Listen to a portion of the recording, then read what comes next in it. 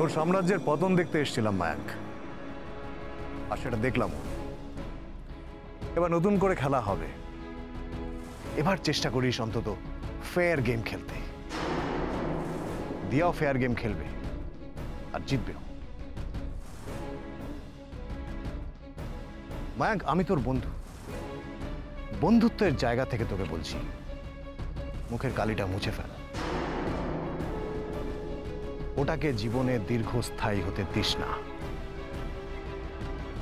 একটা state championship cancel হয়ে গেছে বলে খুব উঠছিস আর্য।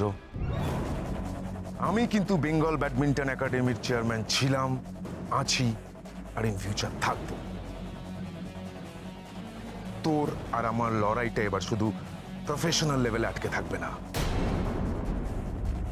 জীবনের প্রতি পদে তুই আমার শত্রু।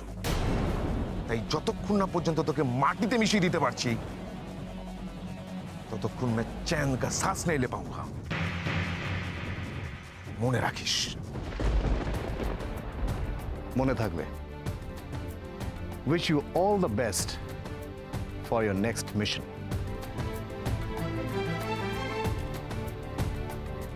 Bye.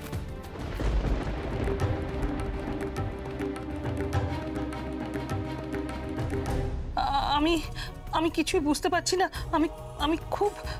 আমি সত্যি খুব সরি।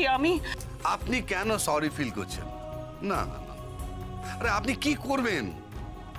এখন সিচুয়েশনটা এমন হয়েছে যে সামান্য ধোঁয়ার আঁচ পেলেই আমাদের আগুনের ভয়ে এখানে সেখানে ছুটে বেড়াতে হচ্ছে। আর তাছাড়া ওখানে গিয়ে আমরা যে আর্য আর দিয়াকে দেখতে পেলাম না, এটা তো খুব ভালো ব্যাপার। ওদেরকে ওখানে না দেখতে পেয়ে আমার মনটা যে কত নিশ্চিন্ত হয়েছে সেটা তোমাদেরকে বলে বোঝাতে পারবো না। কিন্তু মাধবী, প্রেস কনফারেন্সে আজ কি ঘটলো সেটা একবারও ভেবে দেখেছো?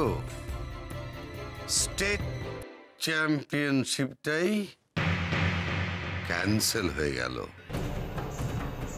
আবার শুরু হবে প্রথম থেকে খেলা। বাবা, তুমি কি বলতে চাইছো? প্রথম থেকে স্টেট চ্যাম্পিয়নশিপ শুরু হওয়া মানে তো দাদাভাই আবার দিয়াকে খেলানোর জন্য পাগল হয়ে উঠবে। দাদাভাই বরাবরই দিয়াকে খেলাতে চায়, কিন্তু সেই সুযোগটা পাচ্ছিল না। আর এখন তো সেই সুযোগটাও তৈরি হয়ে গেল। মা, তুমি কিন্তু তোমার কথা ফিরিয়ে নিও না। দিয়া যদি তোমার কথা না মেনে খেলে, তার কি শাস্তি হতে পারে সেটা তো তুমি ভেবেই রেখেছো, তাই না? আমি যখন তোমাকে কথা দিয়েছি যে আমার বউ আর কোনোদিন ব্যাডমিন্টন খেলবে না, তো খেলবে না।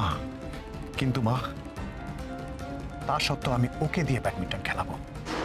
আর সেটা কিভাবে, সে উপায় আমার খুব ভালো করে জানা আছে।